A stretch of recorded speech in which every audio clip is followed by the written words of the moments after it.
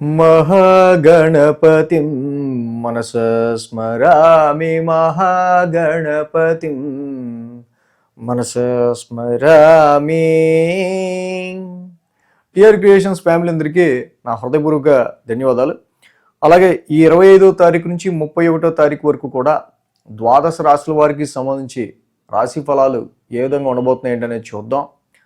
ఈ వారం major ట్రాన్సిటల్ change చూస్తే రవి, కుజ, బుధ, శుక్రుల మాసగ్రహాలు మకర రాశిలోనే సంచారంలో ఉంటూ ఉన్నాయి.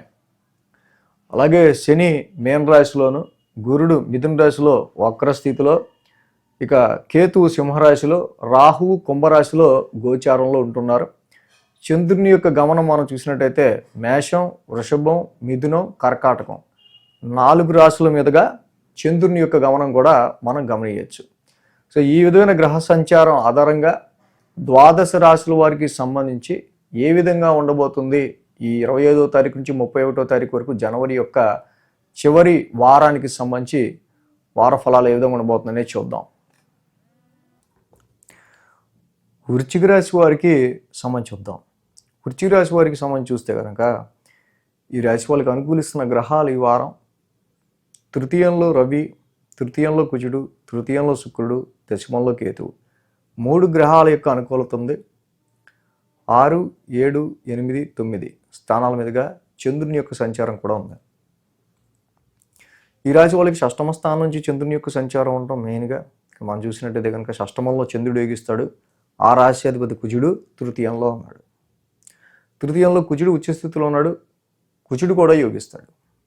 కాబట్టి ఈ రాశి వాళ్ళకి మనం మెయిన్గా చూసినట్టయితే కనుక వారం ప్రారంభం ఎంత జటిలమైన సమస్యనైనా సరే చాలా ఫోర్స్ఫుల్గా విల్ పవర్తో వీళ్ళు సాల్వ్ చేసుకుంటారు. కోర్టు కేసు అయినా, ఎనీ కన్ఫ్లిక్ట్ లిటిగేషన్స్ అయినా, దేనికి సంబంధించి అయినా అంతే కాన్సన్ట్రేషన్తో ఉద్యోగ పరిస్థితుల విషయాల్లో కూడా ఎంత టఫ్ టాస్క్ ఇచ్చినా వీళ్ళు టేక్ ఓవర్ చేస్తారు.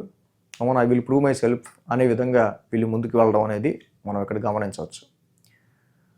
రవి కుజుల యొక్క సంచారం తృతీయ స్థానంలో ఉంటాం. 2 ఫైరీ ప్లానెట్స్ తృతీయ స్థానంలో ఈ గ్రహాలు ఉంటాం. పాపస్థానం తృతీయ స్థానంలో మెయిన్గా.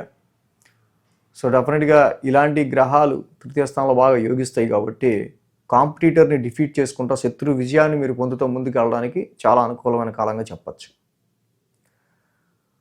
మంగళ బుధవారాల్లో సప్తమ స్థానంలో చంద్రుని యొక్క సంచారం. మంగళ బుధవారాల్లో సప్తమ స్థానంలో చంద్రుని యొక్క సంచారం ఉంటాం. సో ఇక్కడ మెయిన్గా మనం చూస్తే కనుక సప్తమ స్థానంలో చంద్రుని యొక్క సంచారం ఏదైతే ఉందో ఆ రాశ్యాధిపతి శుక్రుడు కూడా తృతీయంలో ఉన్నాడు. సప్తమంలో చంద్రుడు యోగిస్తాడు, అలాగే తృతీయంలో శుక్రుడు యోగిస్తాడు. కమ్యూనికేషన్ రిలేటెడ్గా, షార్ట్ జర్నీస్ రిలేటెడ్గా ఈ వారం నడిచే ఆస్కారాలు ఎక్కువగా కనిపిస్తూ ఉన్నాయి. కొన్ని షార్ట్ జర్నీస్ మనకి కనిపిస్తూ ఉన్నాయి. అది వ్యాపార రీత్యానా, లేకపోతే మీకు ఎవరికైనా రిలేటివ్స్ని కలవటమా, ఇతరితర ఉద్యోగ విషయాలు రీత్యానా ఏదైనా సరే some short journeys 60 kilometres 80 kilometre distance పొద్దున్నే వెళ్ళి సాయంత్రం రావటం, ఇలాంటి తిరుగుడు ఎక్కువగా కనిపిస్తుంది. ఎక్కువ కమ్యూనికేషన్ చేయడం కూడా ఎక్కువ కనిపిస్తూ ఉంది. సమాజంలో మీరు తిరిగే చోట ప్రతి నలుగురిలో ఇద్దరితో మీకు డెఫినెట్గా ఇక్కడ వాళ్ళ ఐడియాలజీ మీ ఐడియాలజీ వేరుగా ఉండే కొన్ని పరిస్థితులు కూడా కనిపిస్తూ ఉన్నాయి.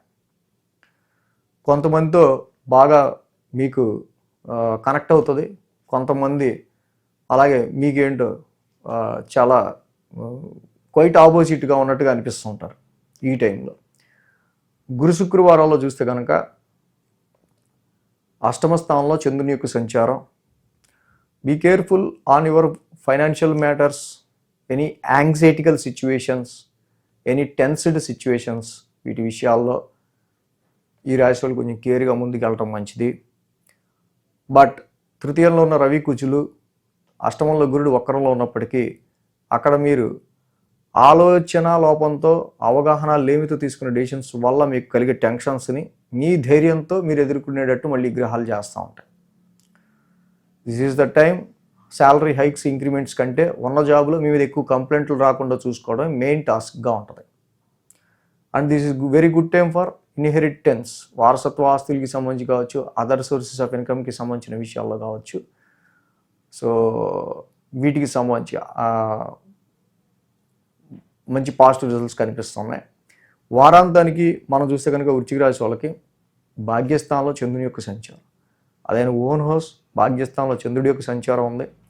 తృతీయంలో ఇన్ని గ్రహాలు ఉన్నాయి కాబట్టి వారం మొదట్లో ఏదన్నా ప్లానింగ్స్, ప్రయాణాలు వాయిదా వేసుకున్నా వారాంతంలో తప్పో వెళ్ళాల్సి వచ్చింది అన్నట్టుగానే కొన్ని జర్నీస్ అనేవి, కొన్ని కమ్యూనికేషన్స్ అనేవి, కొంత స్ట్రెయిన్ అనేది వారాంతంలో కనిపిస్తూ ఉంది మనకి. అష్టమ గురుదోషం ఈ రాశి వాళ్ళకి మేజర్ ప్రాబ్లంగా కనిపిస్తూ ఉంది.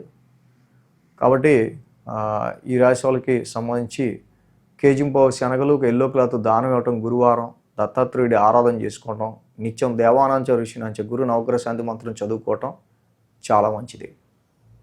ఈ వీడియో కనుక మీకు నచ్చినట్లయితే లైక్ చేయండి, షేర్ చేయండి. మరిన్ని అప్డేట్స్ కోసం సబ్స్క్రైబ్ చేయడం మాత్రం మర్చిపోకండి.